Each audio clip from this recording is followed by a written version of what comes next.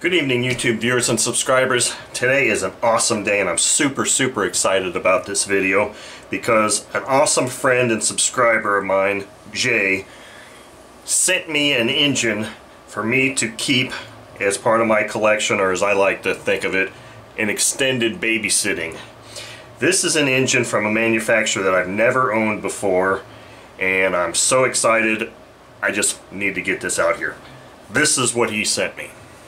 Now, maybe you don't recognize this box immediately, or maybe you can't read this, I don't know. This is a Novarossi engine. More specifically, this is a Novarossi R57CR, or Rex 57CR airplane engine. So, the story behind this is Jay had purchased this and a header and pipe or something, I believe. But he actually really just wanted the pipe and header, and he got an engine with the deal. So he really wanted to put that pipe and header on an OS55AX, and he didn't really have a need for this engine, so he emailed me and said, hey, do you want this engine? You know, you can have it if you want. I'm like, hell yeah, I'll at least take a look at it and play with it and stuff. And so here it is. I'm just super excited. I kind of wanted to do it right from the box, but I couldn't help myself. When I got home, I opened it up and looked at it. So let's look inside and see what we've got. First thing is some instructions.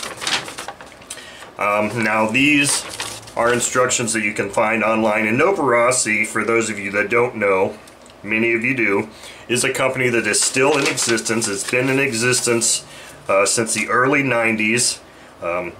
So I know just enough about Novarossi engines, or Novarossi, to be dangerous. And I know the following things. Been around since the 90s, made in Italy, make very high quality, high performance competition class engines, still in existence today, although to me it seems like their car engines are a little bit bigger market share around the world. So let's take a look at what we've got in here. This is the 57CR. And this engine,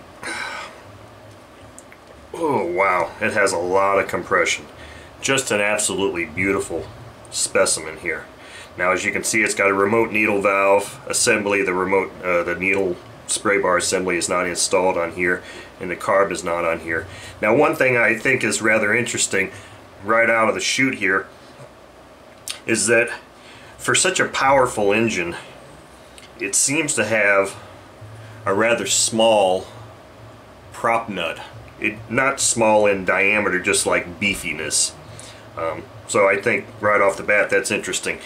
Now, Jay told me that the fellow he bought this from had only put about 2 gallons of fuel through it. So this engine is used and broken in, I'm gonna say, and ready to go. Now Rossi, or Novarossi I should say, does not sell their engines. They don't come with exhausts or mufflers because they're typically competition engines, so they actually sell those things separately. And here's the exhaust screws. There are exhaust screws in there. Here's the needle valve assembly, and here is the carb. Pretty Mac Daddy looking carb. I mean, everything on this thing just screams extremely high quality. I mean, it's one of those things, I've said it before in a couple of videos, sometimes you can just feel quality, and that's kind of the feeling I get with this. But one of the things I'm very curious about here is Jay had mentioned that there are, I think he said there's like 2 or 3 head shims under here, so that you can change the compression ratio based on the nitro content that you are running. And I also kind of want to take a look at the inside the back cover here, just because for a high performance engine like this, I'm curious about what the connecting rod looks like. I'm sure the longevity of it is pretty good, and these engines are still available. On Novarassi's site they have several North American distributors, and I think Planet Hobby is about the only one I saw that actually still lists airplane engines. The other ones, A-Main and a couple other hobby stores only looked like they were marketing and selling the car engines, which I thought was interesting. But these engines are incredibly expensive. I think the Planet Hobby price, list price for this engine, just as it is like $295. So this is not you know, chump change here for one of these engines, which is probably one of the reasons in the past and throughout my hobby life that I haven't ever owned one, because I just really couldn't come up with that kind of money for an engine. But oh my gosh, look at this thing. O-ring sealed, just smoking interesting here. That's just incredible. Really incredible. Look at that. Okay, so I smell it. I've seen what I needed to see here.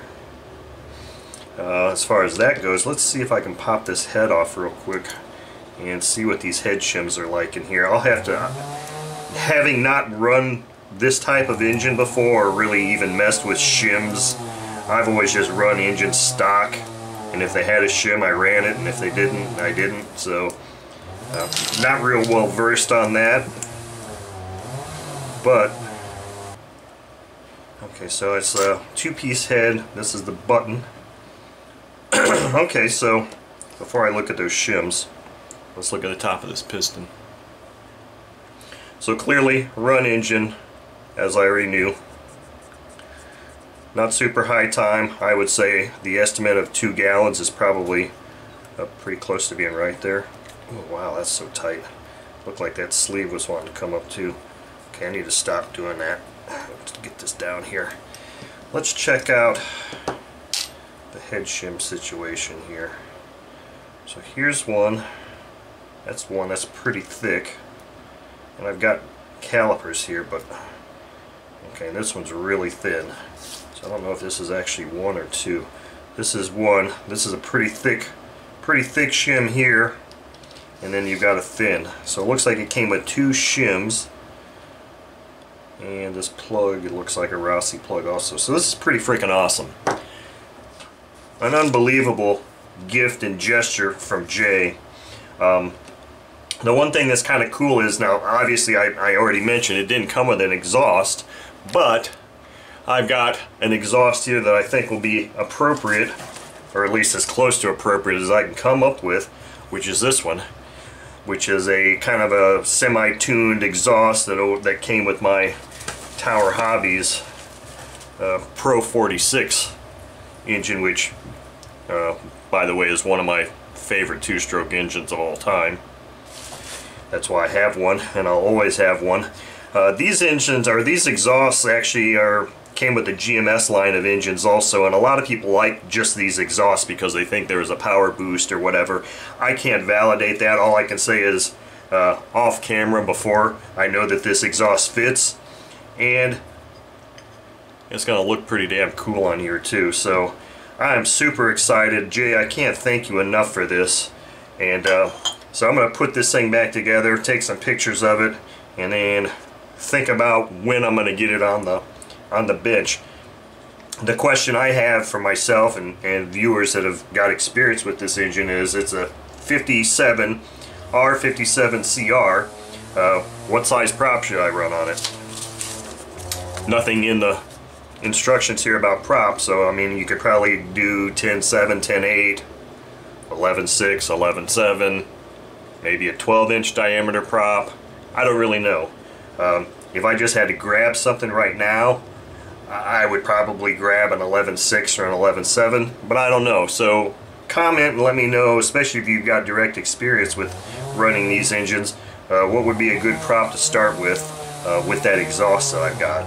So anyway, again, thank you very much, Jay, for this. This is an incredible gift and opportunity, and I'm super excited about getting it and also being able to run it. So thank you all for watching.